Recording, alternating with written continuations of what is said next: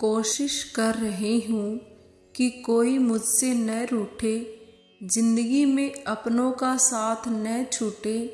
रिश्ते कोई भी हो उसे ऐसे निभाऊं कि उस रिश्ते की डोर जिंदगी भर न छूटे। सुप्रभात मित्रों, आपका दिन मंगलमय हो। आप सभी को दीपावली की हार्दिक शुभकामनाएं। दीपावली अर्थात रोशनी का त्योहार हिंदुओं के लिए सबसे अहम दिन। मित्रों, दीपावली सैकड़ों सालों से मनाई जा रही है। बदला तो बस दीपावली मनाने का तरीका है। पहले दीप जलाकर लोग खुशियां मनाते थे और आजकल पटाखे जलाकर। दीपावली के रोशनी के कई मायने हैं। पहला तो शायद सभी को पता है कि श्री राम जी के वापस लौटने की खुशी थी। दूसरा कारण है रोशनी। मित्रों, रोशनी वो है जो अंधेरे को मारती है, चाहे वो बाहर हो या हमारे अंदर।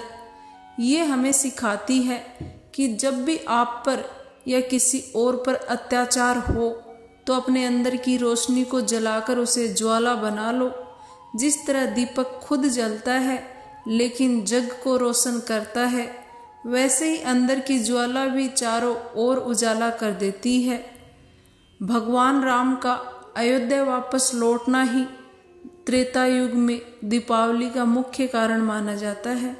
हिंदू मान्यताओं के मुताबिक रावण का वध करके श्री राम भगवान 14 साल का वनवास खत्म करके इस दिन सीता जी और लक्ष्मण के साथ वापस अयोध्या लौटे थे। श्रीलंका से अयोध्या लौटते लौटते उन्हें 20 दिन लग गए थे।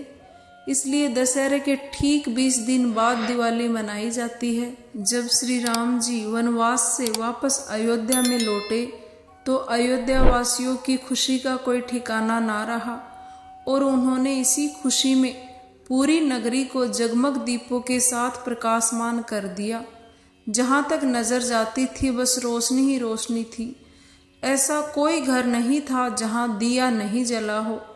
इसीलिए आज तक दिवाली में रोशनी करके ही हम खुशी मनाते हैं।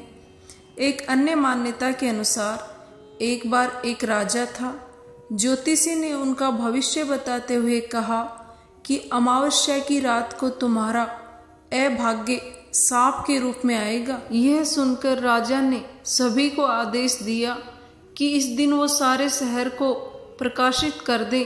राजा की पत्नी भी पूरी रात सर्प देवता का गुणगान कर रही थी कि अचानक जहाँ राजा सोया था वहाँ का दीपक बुझ गया और सांप ने उसे डस लिया।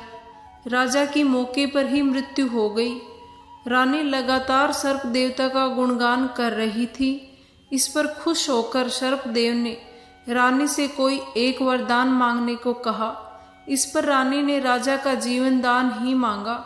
यह सुनकर सर्प देवता राजा के प्राण वापस लाने के लिए यमराज के पास चले गए।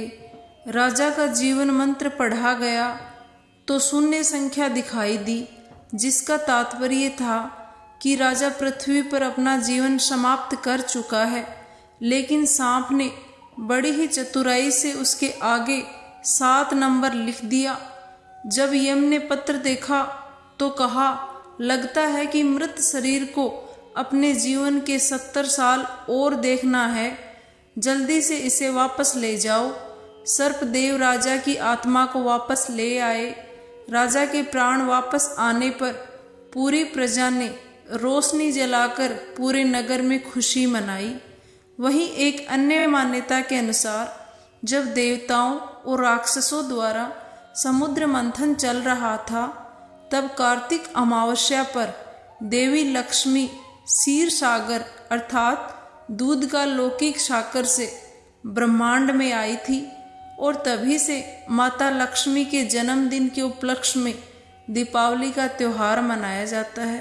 कहते हैं कि नरकासुर नामक एक पापी राजा था और उसे वर मिला हुआ था कि वो सिर्फ माँ भूदेवी के हाथों ही मारा जाएगा।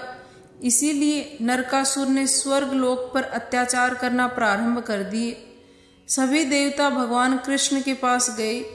भगवान कृष्ण अपनी पत्नी सत्यभामा जो कि भूदेवी का ही पुनर्जन्म थी, उन्हें रथ में लेकर नरकासुर से युद्ध करने जा पहुंची। नरकासुर ने एक तीर मारा जो भगवान श्री कृष्ण को लगा।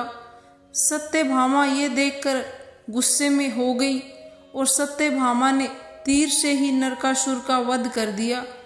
तभी से असुर के मारे जाने पर सभी लोगों ने दीप जलाकर खुशियां मनाई।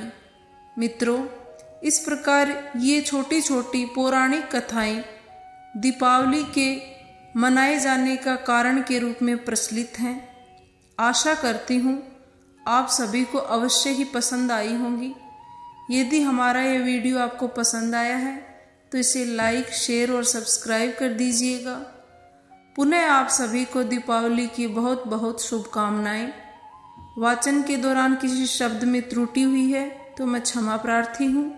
स्वस्थ रहिए, खुश रहिए। माँ लक्ष्मी आपकी हर मनोकामना पूर्ण करे। सुनने के लिए बहुत बहुत धन्यवाद मित्रों।